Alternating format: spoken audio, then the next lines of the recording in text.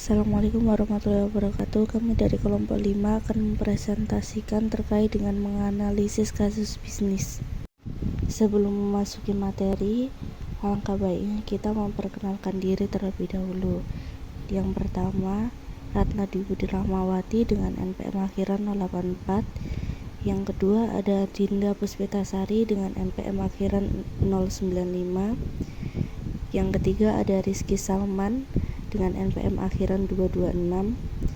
Yang berikutnya ada Raden Sunardi dengan NPM akhiran 215. Dan yang terakhir ada Islahatul Fauzia dengan NPM 132.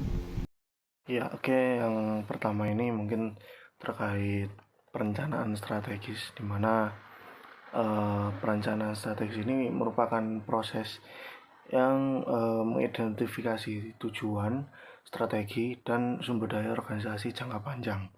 Nah, rencana strategis ini itu melihat melampaui aktivitas sehari-hari dan berfokus pada cakrawala yang lebih di masa depan. Jadi tim TI atau tim teknologi informasi itu harus memberikan sumber daya TI-nya untuk mendukung mendukung banyak tujuan strategis dari jangka panjang perusahaan.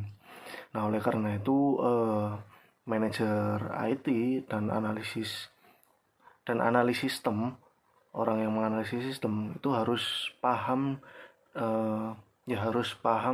dan berpartisipasi dalam kegiatan perencanaan strategis.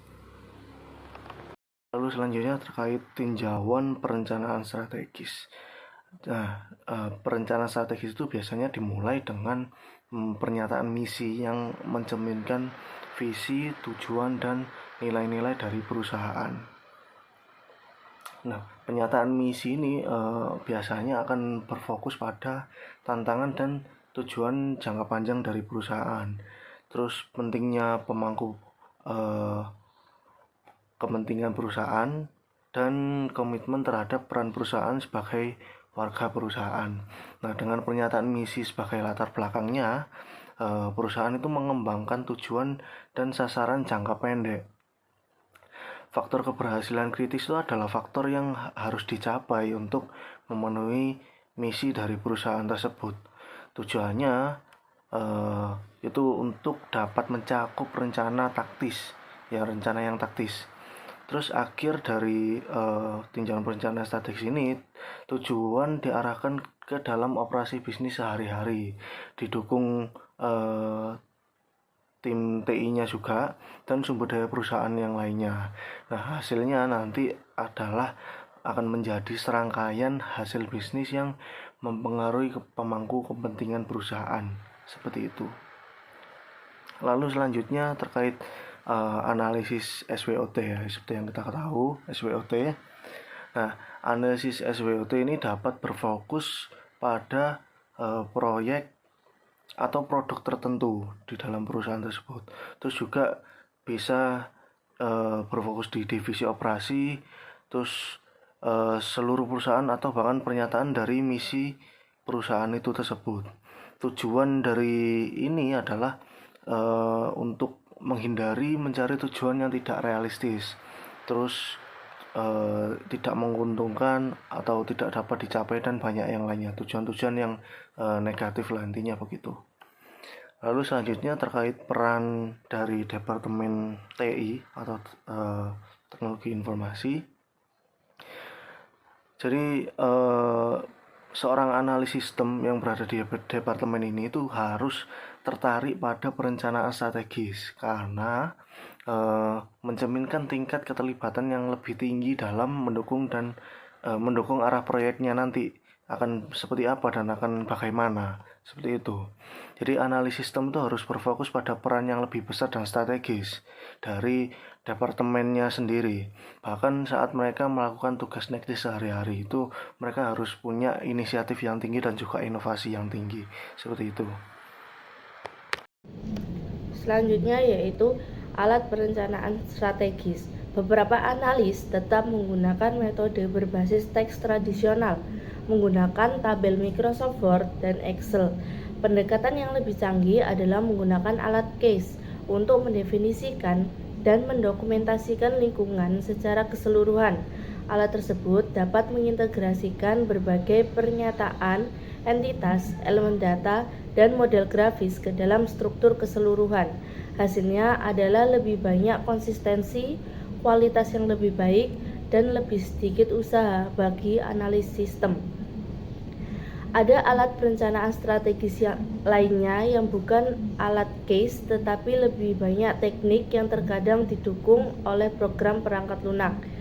Peran penting dalam analisis sistem adalah mengetahui kapan masing-masing alat dan teknik ini dapat digunakan dengan baik dalam konteks proyek tertentu.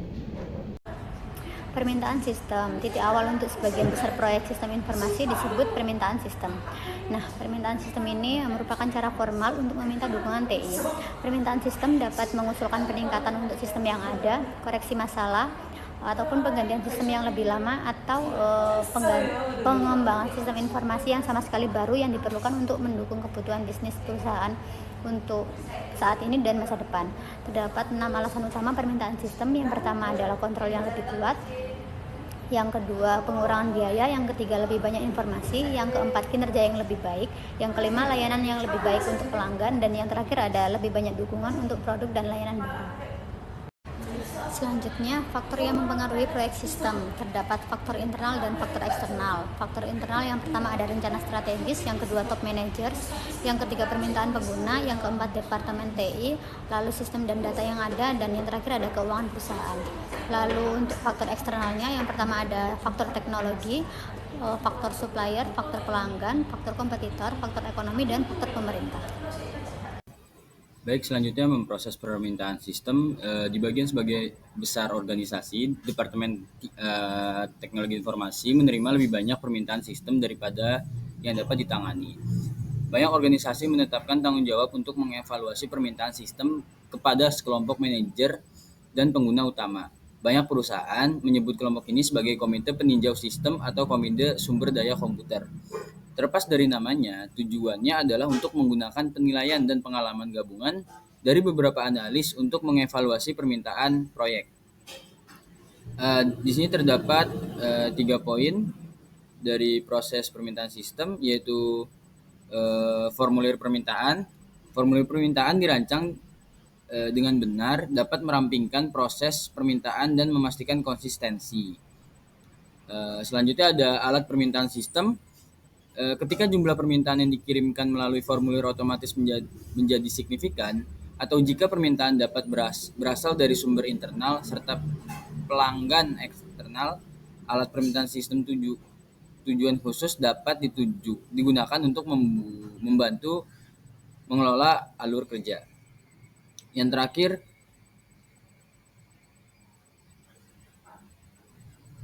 terakhir komite peninjau sistem. Sebagian besar perusahaan besar menggunakan komite peninjau sistem untuk mengevaluasi permintaan sistem. Komite tipikal ini berdiri dari direktur TI dan beberapa manajer atau perwakilan dari departemen lain. Direktur TI biasanya berfungsi sebagai konsultan teknis untuk memastikan bahwa anggota komite menyadari masalah-masalah dan peluang penting. Selanjutnya adalah menilai kelayakan permintaan. Permintaan sistem harus melewati beberapa tes untuk melihat apakah layak untuk melangkah lebih jauh. Langkah pertama adalah mengidentifikasi dan menyingkirkan permintaan sistem yang tidak layak. Jika permintaan melibatkan sistem baru atau perubahan besar, diperlukan pencarian fakta dan investigasi ekstensif dalam bentuk studi kelayakan. Berikut proses dari menilai kelayakan permintaan. Yang pertama, dapat dilakukan studi kelayakan. Dapat menggunakan 4 tolak ukur utama untuk mengukur proposal, yaitu kelayakan operasional, kelayakan ekonomi, kelayakan teknis, dan kelayakan jadwal. Di sini ada kelayakan operasional, berarti bahwa sistem yang diusulkan dapat digunakan secara efektif setelah dikembangkan. Selanjutnya kelayakan ekonomi. Kelayakan ekonomi berarti bahwa manfaat yang diproyeksikan dari sistem yang diusulkan lebih besar daripada perkiraan biaya yang biasanya dipertimbangkan sebagai total biaya kepemilikan atau total cost ownership, yang mencakup biaya dukungan dan pemeliharaan berkelanjutan serta biaya akuisisi. Yang selanjutnya adalah kelayakan teknis. Kelayakan teknis mengacu pada sumber daya teknis yang diperlukan untuk mengembangkan, membeli, memasang, dan mengoperasikan sistem. Yang terakhir ada kelayakan jadwal. Kelayakan jadwal berarti bahwa suatu proyek dapat dilakukan dalam kerangka waktu yang dapat diterima. Selanjutnya yaitu menetapkan prioritas. Prioritas tertinggi diberikan pada permintaan proyek yang memberikan manfaat terbesar dengan biaya terendah dalam periode waktu sesingkat-singkatnya. Namun, banyak faktor yang mempengaruhi evaluasi proyek. Saat menilai prioritas proyek, analis sistem harus mempertimbangkan hal-hal berikut, seperti apakah sistem yang diusulkan akan mengurangi biaya, serta apakah sistem akan meningkatkan pendapatan bagi perusahaan, dan apakah proyek sistem menghasilkan lebih banyak informasi atau menghasilkan hasil yang lebih baik. Penting untuk dicatat bahwa banyak proyek yang bersifat dinamis. Misalnya, proyek yang telah mengadopsi metodologi tangkas rentan terhadap perubahan cepat sepanjang siklus hidup pengembangan sistem. Perubahan ini juga dapat menyebabkan prioritas permintaan berubah. Lalu, terdapat dua proyek, yaitu proyek diskresioner dan non-diskresioner. Proyek di mana manajemen memiliki pilihan dalam menerapkannya disebut proyek diskresioner, sedangkan proyek di mana tidak ada pilihan disebut proyek non-diskresioner. Membuat laporan baru untuk pengguna adalah contoh proyek diskresioner, sedangkan menambahkan laporan yang diwajibkan oleh Undang-Undang Federal baru adalah contoh proyek non-diskresioner. Selanjutnya yaitu investigasi pendahuluan. Seorang analis sistem melakukan investigasi awal untuk mempelajari permintaan sistem dan merekomendasikan tindakan tertentu. Setelah mendapatkan otorisasi untuk melanjutkan, analis berinteraksi dengan manajer, pengguna, dan pemangku kepentingan lainnya. Analis mengumpulkan fakta tentang masalah atau peluang, ruang lingkup, dan kendala proyek, manfaat proyek, dan perkiraan waktu dan biaya pengembangan. Produk akhir dari investigasi awal adalah laporan kepada manajemen. Terdapat 3 hal yang harus diperhatikan. Yang pertama yaitu merencanakan investigasi pendahuluan. Sebelum memulai penyelidikan awal, penting untuk memberitahu orang-orang tentang penyelidikan dan menjelaskan peran analis sistem. Pertemuan dengan manajer utama, pengguna, dan pemangku kepentingan lainnya seperti staf TI harus dijadwalkan untuk menjelaskan proyek, menjelaskan peran dan tanggung jawab, menjawab pertanyaan, dan mengundang komentar.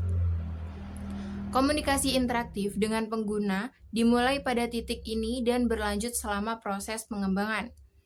Yang kedua yaitu melakukan investigasi pendahuluan. Selama penyelidikan awal, seorang analis sistem biasanya mengikuti serangkaian langkah. Prosedur yang tepat tergantung pada sifat permintaan, ukuran proyek, dan tingkat urgensi. Berikut langkahnya, seperti pahami masalah atau peluang, tentukan ruang lingkup dan batasan proyek, lakukan pencarian fakta, lalu analisis data kegunaan, biaya, manfaat, dan jadwal proyek, dan yang terakhir yaitu evaluasi kelayakan. Setelah melakukan itu, mari kita menyimpulkan investigasi pendahuluan. Tugas terakhir dalam investigasi pendahuluan adalah merangkum hasil dan rekomendasi yang dapat disampaikan kepada manajemen dalam laporan dan atau presentasi. Laporan tertulis dan presentasi lisan adalah contoh perlunya analis sistem untuk mengembangkan keterampilan komunikasi yang kuat. Laporan tersebut mencakup evaluasi permintaan, perkiraan biaya dan manfaat, dan kasus tindakan yang merupakan ringkasan permintaan proyek dan rekomendasi khusus.